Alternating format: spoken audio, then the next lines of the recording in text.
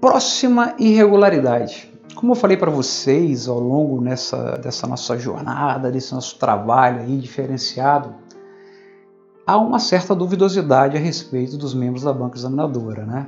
Em muitos concursos a gente não sabe quem são eles, a gente não sabe qual o cabedal jurídico deles, a gente não sabe a formação deles, a gente não sabe nada. Então é uma situação complicada e por isso que se você parar para analisar, principalmente em concurso de nível médio e superior, que não seja, por exemplo, da magistratura, que requer, de certa maneira, um tratamento diferenciado, mas se você parar para ver, a maioria das questões, elas são cobradas com base na letra da lei. É estatístico isso aí. Por quê? Porque eu tenho menos chance de errar. Eu simplesmente coloco a lei lá e não tem conversa, tá certo? Então não tem divergência legal, a lei é uma só. Existe divergência doutrinária, existe divergência jurisprudencial. Agora, se eu coloco o texto da lei, aí, meu amigo, não tem muita conversa, tá legal? Então, se você parar para pensar, veja, você pode ver, é estatístico, para cargo de nível médio, superior, que não seja da área jurídica, em regra, grande parte das questões elas são respondidas com base na lei, por isso que a lei é muito importante você estudá-la.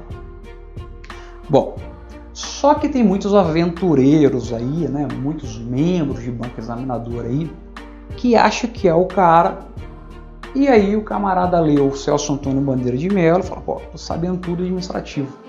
E ele vai lá e faz uma questão de prova dizendo o seguinte, são elementos do ato administrativo. Aí ele coloca como alternativa correta a questão de objeto. Beleza. Só que existe outros autores que ao invés de chamar de elementos, chamam de requisitos. E também coloca, por exemplo, o motivo. E vamos imaginar que essa questão tenha, dentre as respostas, motivo e objeto. Veja, de acordo com a doutrina do Celso Antônio Bandeira de Mello, está perfeita, a afirmativa está correta. Inclusive, o motivo também é objeto. Mas vamos supor que tivesse lá finalidade, tivesse lá forma, tivesse lá competência. Para o professor Celso Antônio Bandeira de Mello, a competência, forma e finalidade não são elementos do ato administrativo, são pressupostos de validade. Pressuposto de validade subjetivo, objetivo, finalístico. Ele tem uma tese diferenciada. Já grande parte da doutrina entende que existem 5 elementos: competência, forma, objeto, motivo e finalidade. Então, se eu peço para poder marcar a alternativa correta e coloco lá o objeto como sendo a alternativa correta, porque o partido Celso Antônio Bandeira de Mello, e tem, por exemplo, dentre as alternativas corretas, as alternativas apresentadas também, finalidade, que ele não considera, forma, que ele não considera, né? Que no caso para ele é os elementos para ele é a forma e o objeto, na verdade, né? Motivo, competência e finalidade não são. Então, para outros autores são. E aí a pergunta é, o edital por acaso indicou bibliografia? Não, em regra ele não indica. Se ele não indicou bibliografia, você não tem como adivinhar qual vai ser a obra, qual é a obra que aquele doutrinador se embasou. Então perceba que a questão ela é objetiva, então ela tem que ter um rigor técnico muito grande. E quando eu elaboro uma questão objetiva, a pessoa que o faz, ela tem que ter um domínio da matéria muito grande, a ponto de saber que não há divergência absolutamente nenhuma em relação àquele ponto. Então, por exemplo, se ele chegar e falar o seguinte, ó, assinale a alternativa correta. Ou então uma questão do CESP, dizendo o seguinte, ó, o objeto é um elemento do ato administrativo. Beleza. Beleza. Por quê? É inconteste. Todos entendem de fato que é. Mas se ele chegar e falar o seguinte, ó, A finalidade é um elemento do ato administrativo.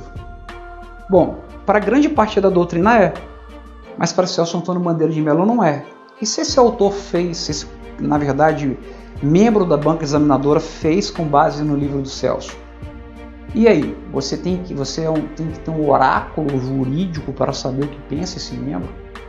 Então perceba, quando existe questões que admitem mais de uma resposta, a depender da linha doutrinária ser seguida, principalmente se não é uma majoritária ou minoritária, e isso é até difícil dizer qual é majoritária ou minoritária, o certo é anular. E o que você vai fazer? Você vai chegar no seu recurso e falar, beleza, Celso Antônio Bandeira de Melo, ele de fato coloca lá o objeto como sendo elemento do ato administrativo. Mas é para marcar correto, está correto. Só que tem aqui também um motivo como elemento do ato que ele não considera, mas quase todos os demais administrativistas consideram. E agora? Ele é dono da verdade absoluta, Celso Antônio Bandeira de Melo? Porque muitos outros doutrinadores e a jurisprudência também admitem, e agora?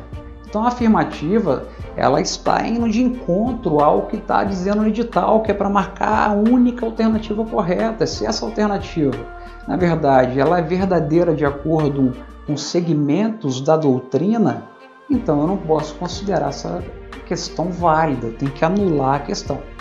E aí um detalhe importante, quando a própria banca anula a questão, seja por estar fora do programa do edital, seja porque tem mais de uma alternativa correta, ela obrigatoriamente tem que anular para todo mundo, sem exceção, por mais que você não tenha recorrido, beleza? Por outro lado, quando a matéria é judicializada e eu pretendo a anulação dela via judicial, a regra é a anulação com efeito inter partes. Eu vou anular só para aquela pessoa e o ponto vai ser atribuído apenas a ela. Existem decisões no sentido de tem que ser estendida a todos, professor? Existem. É regra majoritária ou minoritária? Minoritária. Minoritária. E para e pensa, é uma questão lógica. Imagina esse candidato que conseguiu eliminar e conseguiu obter uma pontuação a mais em decorrência da anulação daquela questão. Se eu estender a todos os demais candidatos, todo mundo vai passar a ter um ponto a mais. Vamos supor que esse candidato, depois esse que conseguiu eliminar, na fase seguinte ele não passe, ele fica reprovado. Simplesmente vai perder o objeto, a ação dele vai ser extinta sem julgamento de mérito. E aí eu vou ter que retirar a pontuação de todo mundo. Olha o caos que vai gerar. E fora o fato que, imagine, o candidato entrou com a ação e conseguiu eliminar. Um outro candidato entrou com uma ação idêntica, pedindo para poder anular a mesma questão que caiu com outro juiz de outra vara, e ele entendeu que não tem direito, está errada. E qual prevalece? Então perceba que, na verdade, no fundo, ao meu ver, tecnicamente falando, bem tecnicamente falando, você pede mesmo para anular os efeitos do desconto daquela pontuação em relação a você e lhe atribuir a pontuação, e não anular a questão em si. Porque senão seria uma coisa que, se ela é nula, é nula para todo mundo. Então você pede para anular os efeitos em relação a você, só que você não vai fazer isso, porque senão o juiz vai falar, que isso, você é louco, pedir para anular os efeitos, mas tecnicamente ao pé da letra seria isso, porque se você anula, ela é nula para todo mundo. Então o certo seria anular os efeitos, mas não faça isso, porque é aquele negócio, a gente que é cientista, que escreve, a gente tem um rigor técnico maior, mas na prática, muitas vezes as coisas não são assim que funcionam, beleza? Show de bola! Então, daqui a pouco a gente se encontra e a gente continua falando a respeito disso daí, tá legal? Novas ilegalidades em relação à prova objetiva.